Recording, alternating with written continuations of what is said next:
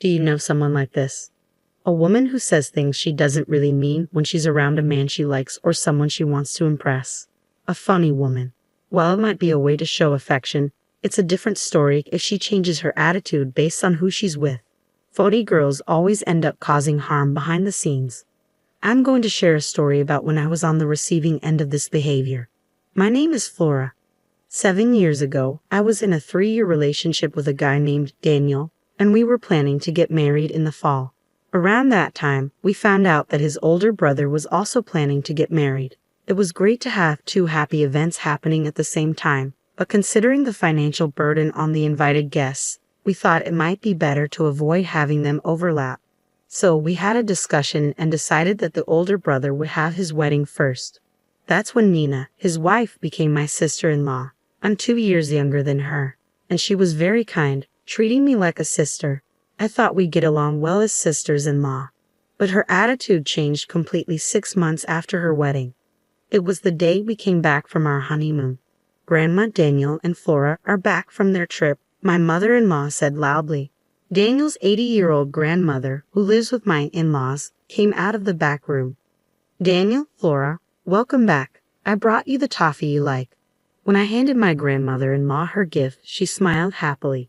Daniel, you've really got yourself a great wife. She even thought of me during the wedding ceremony. It was an intimate ceremony with just family, and even the meal was Japanese cuisine, which is rare for young people these days. It was then that my sister-in-law, Nina, walked in. Oh, you all look like you're having a good time together. Nina, you came just in time. Daniel and Flora brought us some toffee from their honeymoon. Join us, my mother-in-law invited her. But Nina replied, not this time. I just came to drop off the invitations for your birthday party, mother-in-law. Well, I have some things to do, so I'm going to take off. Then she walked out the front door. I followed her. Here's a souvenir. It's not much, I said, handing her a paper bag with sweets. She peeked inside and laughed. It looks like something you could buy at any train station, huh? I'm sorry, I stammered. And Flora, from now on, could you stop calling me by my first name? You're married now, so you should understand, right? Yes, I replied, feeling taken aback. The Nina who used to call me by my first name or a nickname now addressed me more formally, and her words and tone seemed harsh. What could have happened? I wondered if I had done something to upset her, but I couldn't think of anything. Maybe she was just in a bad mood. Still, I was left with an uneasy feeling. At the restaurant my sister-in-law had booked for my mother-in-law's birthday celebration, my in-laws and Nina were waiting. I was about to ask why my grandmother-in-law wasn't there, but my sister-in-law spoke up. Now that everyone's here, father-in-law, could you please say a few words for the toast? We finished the main course, and just as we were about to have dessert, my sister-in-law said, Mother-in-law, this is a birthday present from Ty and me.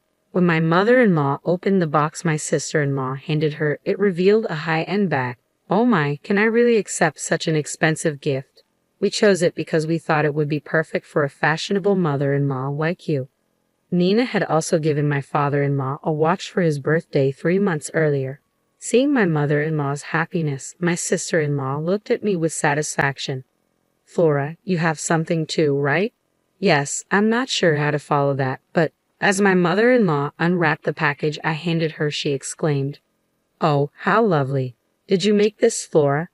Yes, I enjoy sewing. I had given her a handmade apron. I remembered my mother-in-law saying before that she wished there were more fashionable aprons out there, so I made one to suit her taste.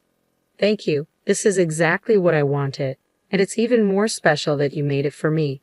My mother-in-law was delighted. My sister-in-law, who had been nodding along to the conversation, smiled and said, Flora, you're really skillful with your hands. I'm jealous. Can you teach me sometime? I had been worried about how my gift would be received, so I was relieved by their kind words. I excused myself and went to the restroom. While washing my hands, I felt someone's gaze on me. I looked up to see my sister-in-law glaring at me through the mirror. I had a shocked expression on my face. What's so surprising? She snapped. I'm sorry, I mumbled, still taken aback. I didn't notice at first. Hey Flora, what's with that birthday present? Did you really think she'd be happy with something like that? A handmade apron. It's so outdated, like something from a grade school economics class. She laughed, mocking me while crossing her arms. I feel like I'll catch your bad taste if I'm around you, she said, pinching her nose and making a gesture to fan away the smell before leaving the restroom. From that point on, my sister-in-law acted completely different when we were alone compared to when we were with family. My husband would just tell me not to worry about it and wouldn't take the issue seriously. Still, I continued to visit my in-laws' house to see my grandmother-in-law, who looked forward to my visits. Lately, I hadn't had any run-ins with my sister-in-law. Then one day, I received a message from her after a long time. I have something to tell you. When I went to my in-laws' house that day, my sister-in-law, who had come alone, was happily chatting with them. Nina is pregnant. It's a boy, my mother-in-law said joyfully. My in-laws already knew about my sister-in-law's pregnancy, but they had called us over so she could tell us in person. Feeling mixed emotions while my in-laws beamed with happiness, I pretended to make tea and went to the kitchen. Even so, I couldn't help but listen to the conversation in the living room. Actually, there's something I'd like to ask, my sister-in-law said. What is it? Don't be shy, just say it. Well, I talked to Ty about it, and we were wondering if we could live here with you after the baby is born. So, here's a proposal. If the family grows, it might become a little cramped, so we would appreciate it if we could renovate the house. Of course, we'll cover the expenses. She suggested this humbly, but I felt she might have had another motive. Unaware of this, my father-in-law said, I appreciate the sentiment, but wouldn't we all end up being overly conscious of each other? My father-in-law said, you don't have to worry about us, but why don't you just build your own house? If it's about money, we'd be happy to help. Right, honey? Yeah, that's right, my mother-in-law agreed. Upon hearing my in-law's words, my sister-in-law said, really? Are you sure? That's too bad. I was looking forward to living together. This was probably all part of her plan. My sister-in-law came over to me in the kitchen with a smug look. Did you hear that? My father-in-law is going to give me the money for my own house. She casually revealed that she never had any intention of living with her in-laws from the start. My future is secure now. I have a husband who works at a top-tier company, a new house, and a son on the way. Plus, I've got my in-laws on my side. You really picked the wrong person to mess with. Excuse me. Being friends with that old woman won't get you anywhere, she added. Unable to hold back any longer, I raised my voice. Nina, that's completely inappropriate. Don't be so loud. Everyone will hear you, she whispered in my ear. God must be watching over me. After all, he made sure I, as the eldest son's wife, would have a child before you. I didn't immediately understand what my sister-in-law meant, but then I realized something. How did she know about it? Only my husband and grandmother-in-law should have known. Suddenly, my grandmother-in-law walked up. What are you two talking about? Oh, it's nothing, my sister-in-law replied with a fake smile before quickly returning to the living room. Flora, would you like to have some tea in my room? Once inside, my grandmother-in-law checked again to make sure no one was outside the room and said, Flora, is Nina being mean to you? I replied, hesitating. My grandmother-in-law told me she had begun to notice my sister-in-law's true nature. When I told my grandmother-in-law that Nina knew about my miscarriage, she said she must have eavesdropped on our conversation in this room. Had planned to keep my pregnancy a secret for the first several weeks, only telling my husband and grandmother-in-law because I didn't know what my sister-in-law would do if she found out. Unfortunately, I ended up having a miscarriage. My sister-in-law had deliberately called us to her in-laws' house to announce her pregnancy. I couldn't help but think she was mocking me. I couldn't forgive her.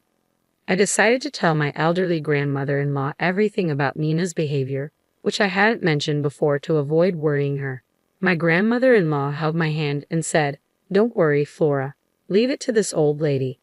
Several months later, my sister-in-law gave birth to a baby boy at a hospital near her parents' home. We gave her husband some money as a gift, but I separately sent a present to Nina's family home. Even though she should have received it by now, she never said anything. I decided to call my sister-in-law in front of my grandmother-in-law and parents-in-law. What, you're asking for a thank you? Sending me such a cheap handmade baby outfit. How stingy can you be? My sister-in-law started the conversation by ranting loudly. I put her on speaker. I threw that thing in the trash already. Just send me a stroller instead. I waited for my sister-in-law to finish before revealing the truth. Nina, did you check what was inside that gift? What? Yes, I made the baby outfit, but your father-in-law asked me to. Your parents-in-law embroidered your child's name on the chest of the outfit. I also mentioned that in the letter I included. Didn't you read it? What? Are you kidding? My sister-in-law's confident tone gradually faded. Flora, hold on a minute. I could hear voices in the background. Mom, where did you put that bag I threw in the trash? What bag? What was in it? Just look next time. My sister-in-law and her mother's conversation was clearly audible even though she probably thought she was covering the phone. I'm sorry, Flora. There was a little misunderstanding. Suddenly, my sister-in-law's tone changed to a more humble one. It seems my mom accidentally threw it away, mistaking it for trash. If our in-laws find out about this, they'll be upset. My sister-in-law made endless excuses and ultimately asked me to make the same baby outfit again. Flora, I'm sorry for being so harsh before. I didn't mean anything by it, so please just help me out this time. Nina, who had said many hurtful things to me, was now trying to butter me up. All right, I'll do it just this once, considering your parents-in-law's feelings. I hung up the phone after saying that. Now you see, that's her true nature, my grandmother-in-law, who had been listening nearby, said to my parents-in-law. Actually, before giving birth, my sister-in-law had bailed on my grandmother-in-law's birthday party, claiming she was sick.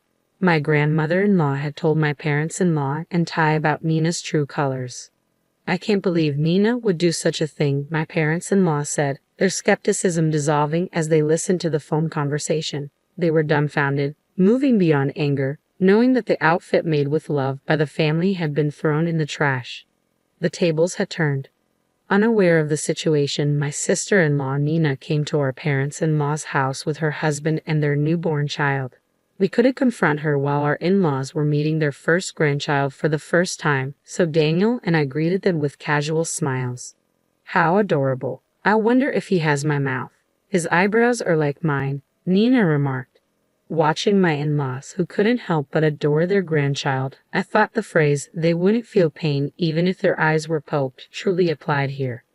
Thank you, everyone, for the lovely baby clothes. See, they fit perfectly, Nina said, wearing a proud expression as she dressed the baby in the clothes I had remade. Yes, they do, I replied.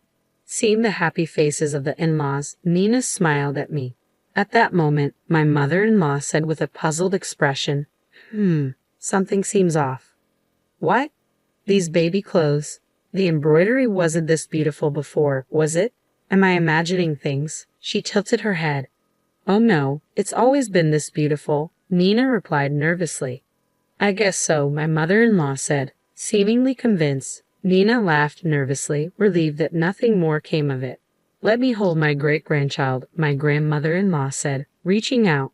Don't touch the baby with your dirty hands, Nina snapped reflexively, brushing away her great-grandmother's hand. It was a reflex, revealing her true nature. Flustered, Nina quickly said, I'm sorry, Grandma. I didn't mean it like that, Nina desperately tried to explain, but icy cold gazes were directed at her. Well, it doesn't matter, Great-Grandma said with a laugh. You may try to keep up appearances, but sometimes your true colors show unexpectedly, right, Nina? Ha! Oh no, did I let something slip? Nina was speechless at Great-Grandma's response. Backed into a corner, she said, Great-Grandma, can we have another birthday party for you? I couldn't attend the last one because I wasn't feeling well. Oh, there it is, her signature about face. Would you prefer Japanese cuisine? I could make a reservation at a fancy restaurant, Nina asked, rubbing her hands together. No, I don't like eating out. I'd rather try some of your homemade cooking instead of a fancy feast. Ha, is cooking not your strong suit, Nina? No, it's not like that. Of course, I'll cook for you, she said confidently. But later she called me. Can you do me a favor? Nina asked me to help her cook, assuming I'd bail her out like I did with the baby clothes. But things wouldn't go her way this time. I'm sorry, Nina, but no. Great-Grandma has had my cooking and would know right away. Why didn't you just be honest if you can't cook? Ha! Maybe she didn't expect me to say that. Fine, she said and hung up the phone. At Great-Grandma's birthday party, there were fancy boxes of food lined up on the table. Did you make all this, Nina? Great-Grandma asked with an innocent expression. Yes, I did. I'm not sure if you like it, though. Nina replied. Knowing her, she probably ordered high-end dishes and just changed out the plates because she refused to admit that she couldn't cook. Relieved that she managed to avoid complete embarrassment, she showed a gift to her grandmother-in-law. "Grandma, this is just a small token, but I hope you like it and wear it." "Oh, this looks like expensive clothing, but it's too fancy for me to wear. I feel bad, but can you return it to the store you bought it from?" You don't like it. I can get something else." Nina hesitated. Grandmother-in-law said, "Nina, would you like to live with us here? That would be the best present." It would mean I could enjoy your delicious cooking every day." "Live together." "Right, father-in-law?" Great-grandma asked, looking at him. Nina was visibly shaken by the unexpected request. "It's just a thought. Besides, Nina, weren't you planning to live with us? Is there a problem?" After about 10 seconds of silence, Nina finally opened her mouth. "I'm sorry. The truth is, I can't cook at all, but I didn't want to tell you, so I ordered food," Nina confessed. "Well, if that's the case, you should have just told us the truth," Great-grandma replied. "Yes, I'm sorry." Nina apologized for the cooking issue and clearly wanted to slide past the topic of living together, but Great-grandma wasn't finished yet.